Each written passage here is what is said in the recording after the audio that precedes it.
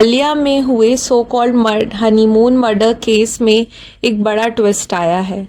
सोनम रघुवंशी, जो अपने हस्बैंड राजा रघुवंशी के मर्डर में प्राइम एक्यूज बताई जा रही थी, उसे शिलोंग कोर्ट ने बेल दे दी। लेकिन यहाँ सबसे इम्पॉर्टेंट बात यह है कि कोर्ट ने ये नहीं कहा कि सोनम रघुवंशी इनोसेंट है। कोर्ट ने यह भी नहीं कहा कि प्रोसिक्यूशन केस ख़त्म हो गया। कोर्ट का फोकस एक बेसिक कॉन्स्टिट्यूशनल क्वेश्चन पर था। जब सोनम को अरेस्ट किया गया, क्या पुलिस ने उन्हें सच में बताया कि उन्हें किस ग्राउंड पर अरेस्ट किया जा रहा है? Article 22(1) of constitution simple word में कहता है, अगर पुलिस किसी पर्सन को अरेस्ट करती है तो उस पर्सन को अरेस्ट के ग्राउंड जल्दी से बताने होते हैं।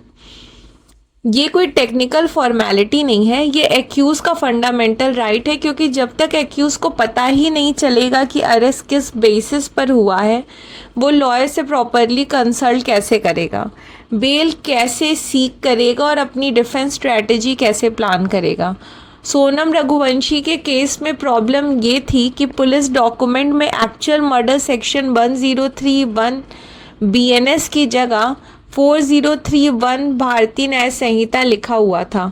1031 मर्डर का ऑफेंस है, जबकि 4031 डिसऑनेस्ट मिसअप्रोप्रिएशन टाइप ऑफेंस से रिलेटेड है।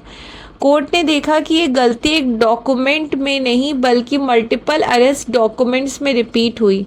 Arrest memo, checklist, right intimation, case diary, extract, सब जगह रॉन्ग सेक्शन मेंशन था। इसी वजह से कोर्ट ने प्रोसिक्यूशन का क्लर्कियल एरर आर्गुमेंट एक्सेप्ट नहीं किया। कोर्ट ने यह भी नोट किया कि intimation of ground of arrest form effectively blank type थे, चेक बॉक्सेस टिक नहीं थे और स्पेसिफिक फैक्ट्स क्लियरली कम्युनिकेट नहीं किए गए थे।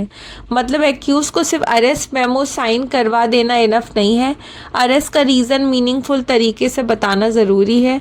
कोर्ट ने कहा कि जब मर्डर जैसे सीरियस ऑफेंस में एक्यूज को रॉन्ग सेक्शन के बेसिस पर डॉक्यूमेंट दिए जा रहे हैं तो प्रेजुडिस क्लियरली अराइज होता है। यहाँ सुप्रीम कोर्ट का विहान कुमार जजमेंट डिसिसिव बना। सुप्रीम कोर्ट ने उस केस में क्लियरली होल्ड किया था कि आर्टिकल 22(1) का कंप्लायंस मैंडेटरी है। अगर अरेस्ट के ग्राउंड प्रॉपरली कम्युनिकेट नहीं किए जाते तो अरेस्ट कॉन्स्टिट्यूशनली डिफेक्टिव हो सकता है और बेल का ग्राउंड बन सकता है। शिलोंग कोर्ट ने इसी प्रिंसिपल को अप्लाई किया।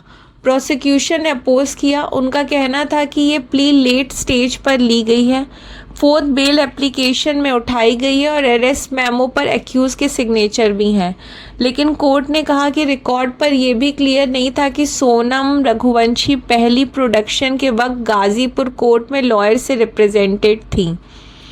अगर उस टाइम लॉयर ही नहीं था तो ये कहना वीक हो जाता है कि ऑब्जेक्शन पहले क्यों नहीं उठाया गया। सेकेंड इम्पॉर्टेंट फैक्टर था ट्रायल डिले। सोनम लगभग 10 महीने से कस्टडी में है। प्रोसिक्यूशन के 90 विटनेस में से सिर्फ 4 विटनेस एग्जामिन हुए थे। सप्लीमेंट्री चार्जशीट के बाद केस फर्दर स्लो हो गया क्योंकि न्यू एक्यूज और न्यू सेक्शंस के कारण चार्ज फ्रेमिंग प्रोसेस दोबारा इम्पैक्ट हुआ। कोर्ट ने माना कि एक्यूज को इंडेफिनिट प्री कन्विक्शन डिटेंशन में नहीं रखा जा सकता, स्पेशली जब डिले एक्यूज की वजह से नहीं हो रहा। इसलिए फाइनल मैसेज ये है, सोनम रघुवंशी को बेल मिलना एक्विटल नहीं है, चार्जेस अभी भी रिमेन करते हैं, ट्रायल कंटिन्यू होगा। लेकिन क्रिमिनल जस्टिस सिस्टम में पुलिस को भी कॉन्स्टिट्यूशन फॉलो करना पड़ेगा। मर्डर केस हो या ऑर्डिनरी केस, अरेस्ट के वक्त एक्यूज को करेक्ट, क्लियर और मीनिंगफुल ग्राउंड बताना मैंडेटरी है। इसी कॉन्स्टिट्यूशनल लैब्स ने सोनम को बेल दिलाई। For more such updates please like, share, subscribe लॉकुंग and don't forget to press the bell icon.